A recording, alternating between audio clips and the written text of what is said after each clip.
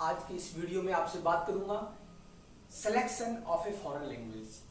आप लोगों ने बहुतों ने ये सुना है कि आज के युग में फॉरेन लैंग्वेज की बहुत डिमांड है। तो लैंग्वेज बहुत सारी हैं, जर्मन है, स्पेनिश है, French, Russian, Korean, Japanese, Chinese और पता नहीं कितनी फॉरेन लैंग्वेजेस हैं। लेकिन अगर आपने राइट फॉरेन लैंग्वेज का सिलेक्शन नहीं किया तो बाद में आपको पछतावा हो सकता है। इसलिए लैंग्वेज सेलेक्ट करने के लिए एज ए करियर इसको चूज करने से पहले आपको थोड़ी रिसर्च की जरूरत है, क्योंकि गलत ट्रेन में बैठने की बजाय कुछ टाइम बाद में बैठा जाए तो बेहतर होगा। सो हर एक फॉरेन लैंग्वेज के वैसे अपने अपने फायदे हैं, नुकसान हैं, लेकिन आप किस बैकग्राउंड से आते हैं और आपको कहां जाना है ये डिसाइड करेगा कि आपके लिए कौन सी फॉरेन लैंग्वेज सुटेबल है। फॉर एग्जाम्पल, आपने अगर होटल मैनेजमेंट किया है, आप टूरिज्म में जाना चाहते हैं, आप कुक हैं, कुजीन इंडस्ट्री आपको सूट करती है, तो इसका मतलब हो सकता है कि इटली, स्पेन और फ्रांस आपके लिए बहुत अच्छे कंट्रीज साबित हो सकते हैं। इन देशों में टूरिज्म अपने आप में एक बड़ा हब है और बहुत सारी होटल इंडस्ट्रीज वहां पे डेवलप है।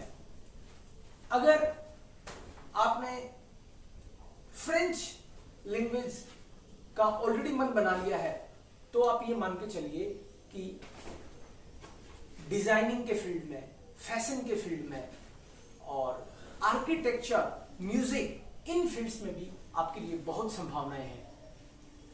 दुनिया के सबसे ज्यादा टूरिज्म जिन कंट्रीज में जाते हैं उसमें फ्रांस काफी ऊंचे पायदान पे है।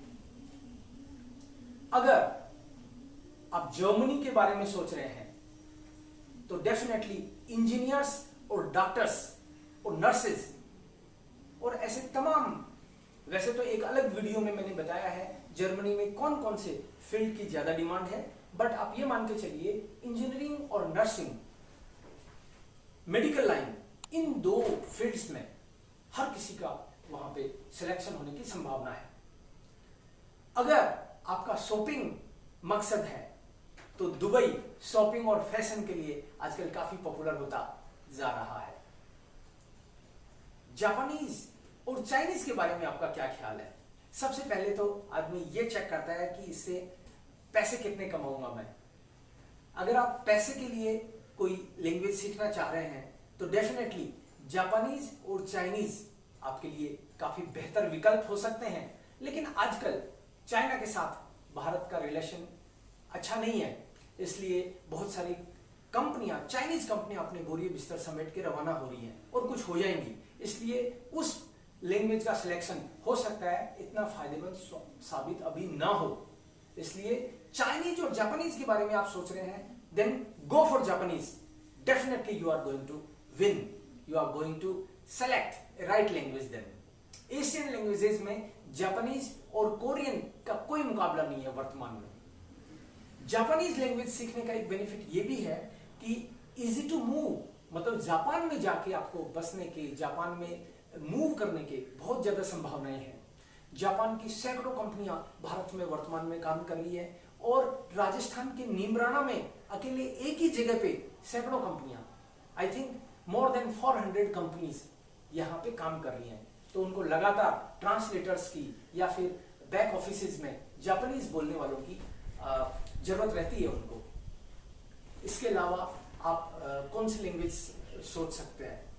आप हो सकता है रशियन सोच रहे हो, टूरिज्म फील्ड में रशियन भी आपके काम आ सकती है, या फिर नगीने का और इस तरह का आप कोई काम करते हैं बिजनेस के लिए, वो काफी चुनने वाली लैंग्वेज हो सकती है।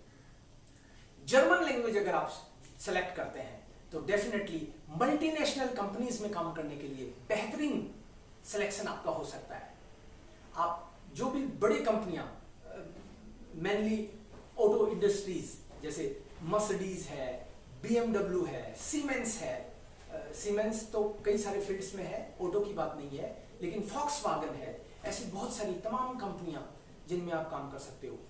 अकेले मतलब मोर देन 1000 कंपनीज एक डाटा मैंने देखा वहां तो 1700 प्लस कंपनियां इंडिया में अभी जर्मनी की काम कर रही हैं, उनमें लगातार डिमांड रहती है और जिसने भी B1 B2 कर लिया उनका 100% सिलेक्शन हो जाता है इन कंपनियों में।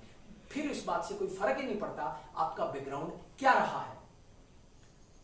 अब अगर अपन तुलना करें कि यूरोपियन फॉरेन लैंग्वेज और एशियन फॉरेन लैंग्वेजेस, मतलब अगर आप Russian, French, Spanish, German, Italian, इन की तुलना में अगर कोरियन या फिर चाइनीज और जापानीज जो कि एशियन लैंग्वेजेस हैं, इनका अगर कंपैरिजन करते हैं तो दो इसमें मेन अंतर दिखेंगे आपको।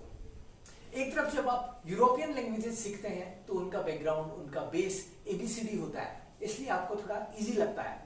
लेकिन अगर एशियन लैंग्वेज आप सीखेंगे तो भाषा के साथ ये मान लो आपको लिपि के लिए थोड़ा एक्स्ट्रा एफर्ट करना पड़ेगा।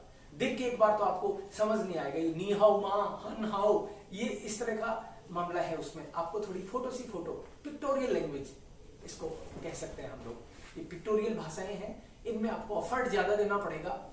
अगर यूरोपियन लैंग्वेजेस कोई भी आप सीखते हैं तो उसमें अगर आपको 8 से 10 महीने लगते हैं अच्छे से सीखने के लिए, तो इधर आपको 2 से 2.5 साल लगेगा। मतलब पेशेंस ज्यादा रखना होगा, डेफिनेटली हार्ड वर्क ज्यादा करना पड़ेगा आपको, लेकिन फिर पेमेंट भी, उसका बेनिफिट भी उतना ज्यादा भी होने वाला है। डेफिनेटली हर कोई उस फील्ड में नहीं जाता, इसका मतलब संभावना ही वहां ज्यादा है।